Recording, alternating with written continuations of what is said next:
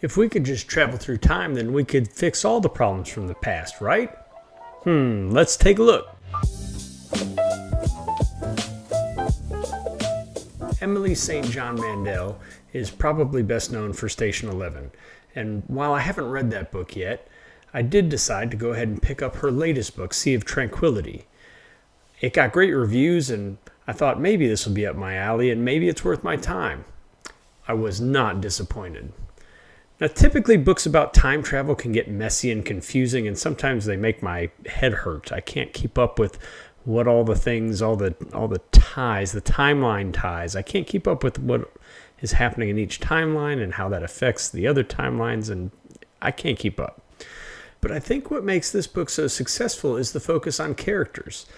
We get to follow several different timelines and different characters in those timelines, and those characters are so likable. And the stories, those individual stories, while they're not exactly related, there is a loose tie to pull them all together, and that's not really a spoiler, but each one of those individual stories is wonderful in itself. And in fact, I found myself reading them and then not wanting to switch to the next timeline. I actually found myself wanting to stay there with those characters and kind of resolve some of the things that they were going through.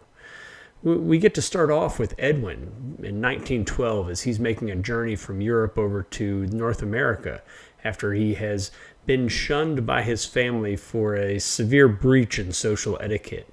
And we spend some time with him as he travels across North America trying to find himself and reconnect with some of his brothers and things like that. I found myself thoroughly enjoying Edwin. I really was intrigued by some of the obstacles he was trying to overcome. And when we switched timelines to the next character, I was a little bummed out. I wanted to go back. I wanted to hang out with Edwin and figure out if he could resolve all the stuff that was going on with him. But I didn't have much time to miss him, as then I was hooked into a present day story with Morella. And she was trying to kind of uncover the mystery, the mysterious circumstances surrounding one of her estranged friends' death and disappearance. And we get to see her thinking back on some of the situations that caused that estrangement. And again, I found myself completely invested in her story, and I wanted to know if she was going to be able to figure out what happened to her estranged friend and maybe resolve some of the feelings that she was having that caused that estrangement.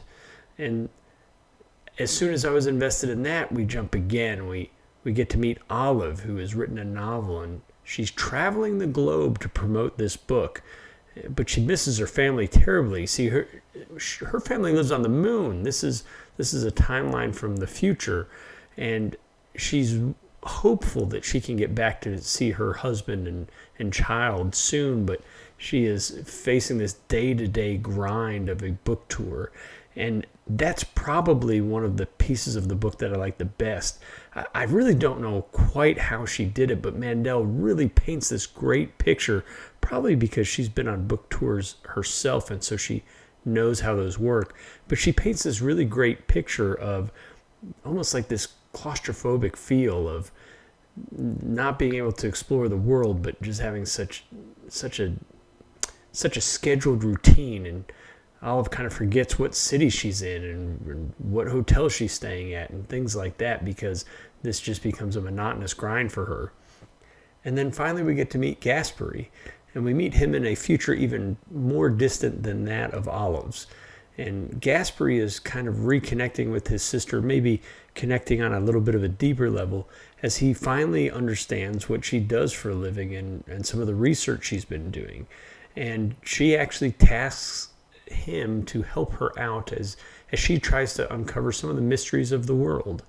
And we get to see all four of these stories. They're very individual, and those characters within those stories are so unique to the overall book.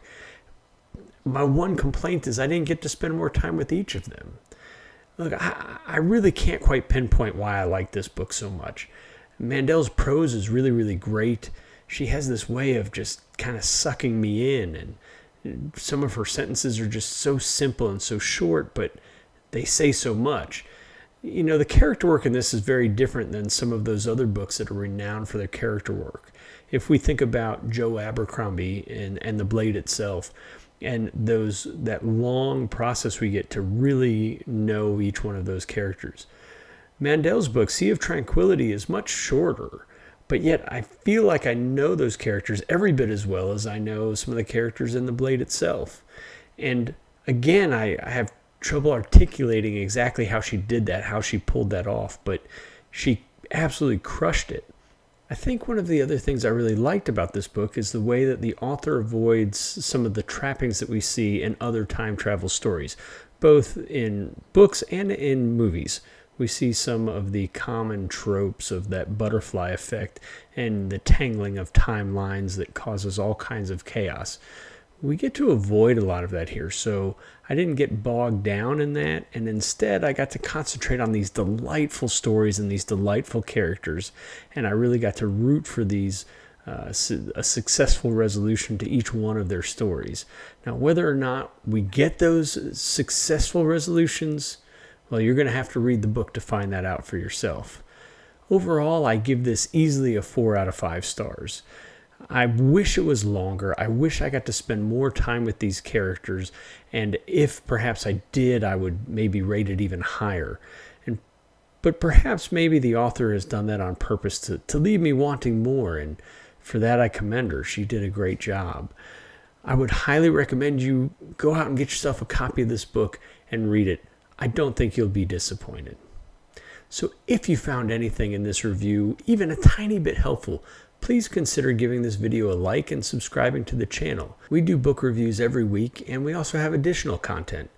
You can also follow me on Goodreads to see what I'm currently reading and what books I'll be reviewing here in the near future. I look forward to seeing you in the next video.